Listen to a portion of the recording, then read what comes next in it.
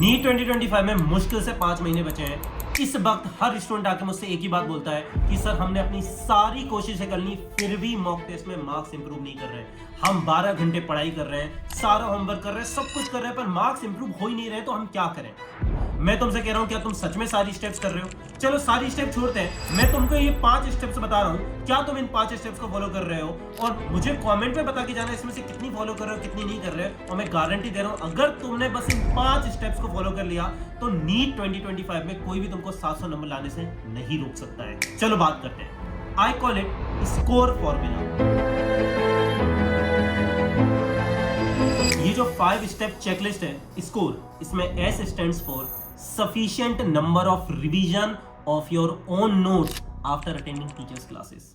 और ये पहली सबसे इंपॉर्टेंट स्टेप है और मैक्सिमम बच्चे यहां पर ही गड़बड़ कर रहे होते हैं, क्योंकि टाइम बहुत कम होता है। तो टीचर की क्लासेस करने के बाद टीचर के नोट्स रिवाइज ढंग से करने की जगह वो सीधे न्यूमेरिकल करना स्टार्ट कर देते हैं ताकि ज्यादा से ज्यादा क्वेश्चन सॉल्व हो जाए।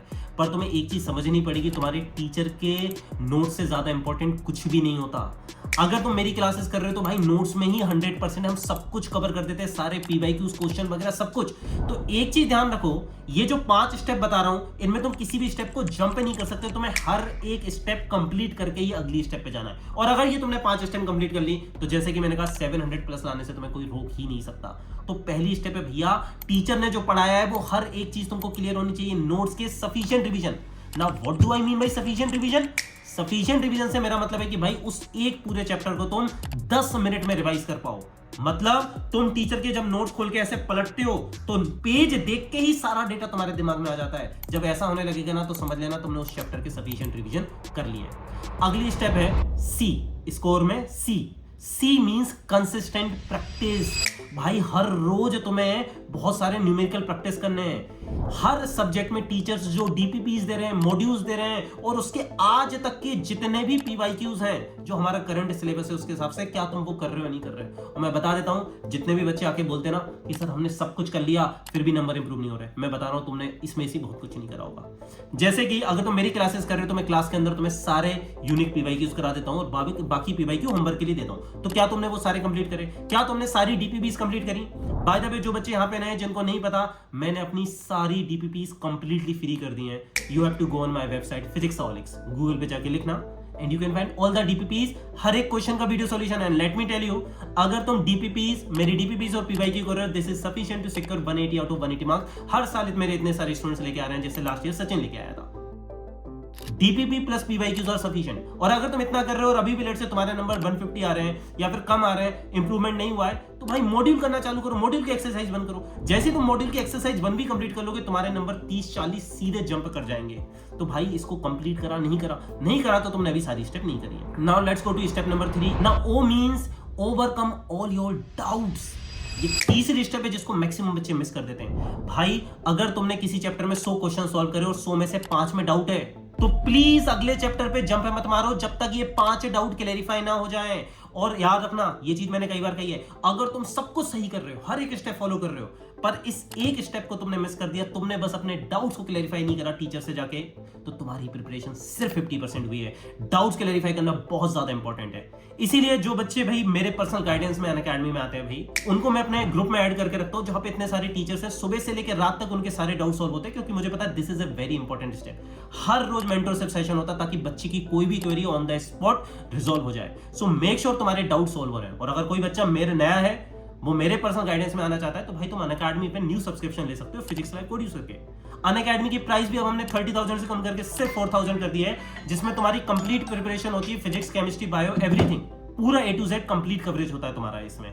ठीक है, डिस्क्रिप्शन में लेंगे, सब्सक्रिप्शन ले सकते हो। और पूरा फिजिक्स का सिलेबस मैं कराऊंगा और मेरी तरह कोटा के बेस्ट टीचर्स हैं जो तुम्हारे केमिस्ट्री और बायो का भी सिलेबस कराएंगे। तो अब तुम्हारा याद रखना, एक एक डाउट क्लियर होना चाहिए। एक मंत्रा में बोलता हूं जो मेरी क्लास का है, एक एक डाउट को चुन चुन के मारेंगे। सो मेक श्योर तुम जहां भी हो तुम्हारा हर एक डाउट सोल्व हो रहा है। डाउट ही तुम्हारे कॉन्सेप्ट में लूप होल्स हैं, तो उनको छोड़े बिना आगे मत बढ़ो। First clarify all your doubts. Now R remove your backlog. कई बच्चों के बैकलॉग पाइल अप होते रहते हैं, तो भाई फिर मॉक टेस्ट में नंबर कैसे आएंगे? समझो, मॉक टेस्ट में नंबर लाना इज द फाइनल स्टेप। जब तुम ये 5 स्टेप और हर एक स्टेप कंप्लीट करोगे, मॉक टेस्ट में नंबर लाने से कोई रोक ही नहीं सकता।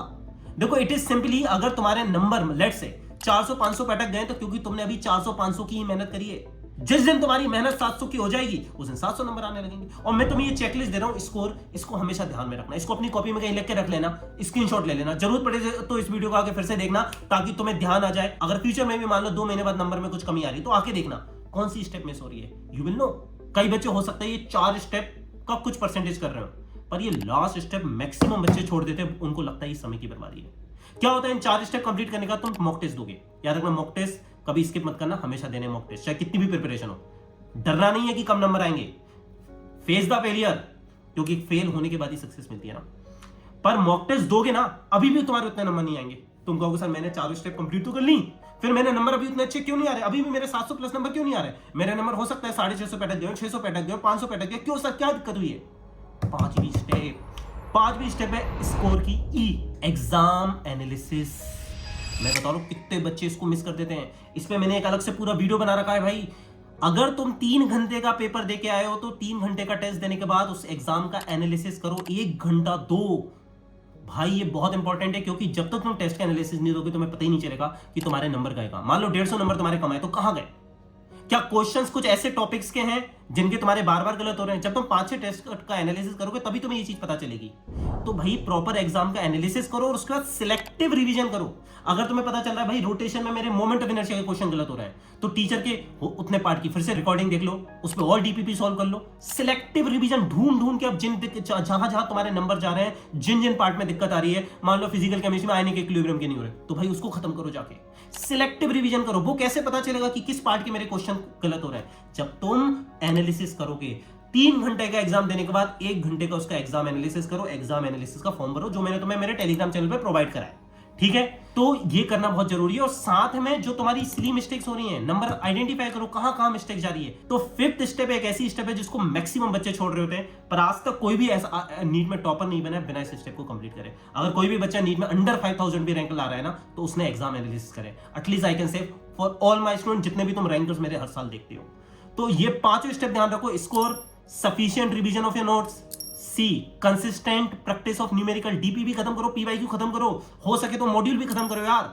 ओ overcome doubt, or remove backlog नहीं होने देना चाहे कुछ भी हो जाए। ई एग्जाम का एनालिसिस करो, इससे समय बर्बाद नहीं होता बेटा। अगर एग्जाम एनालिसिस नहीं कराना तो 3 घंटे जो तूने पेपर दिए ना वो भी तूने अपने 3 घंटे बर्बाद कर लिए। 3 घंटे के पेपर के बाद 1 घंटे का एग्जाम एनालिसिस जरूर करना है। अगर नहीं पता कैसे करना तो यूट्यूब पे जाके सर्च मारो टेस्ट एनालिसिस प्रतीक जैन, वीडियो आ जाएगा, मेरा फॉर्म भी तुम्हें मिल जाएगा, उसको करना चालू करो।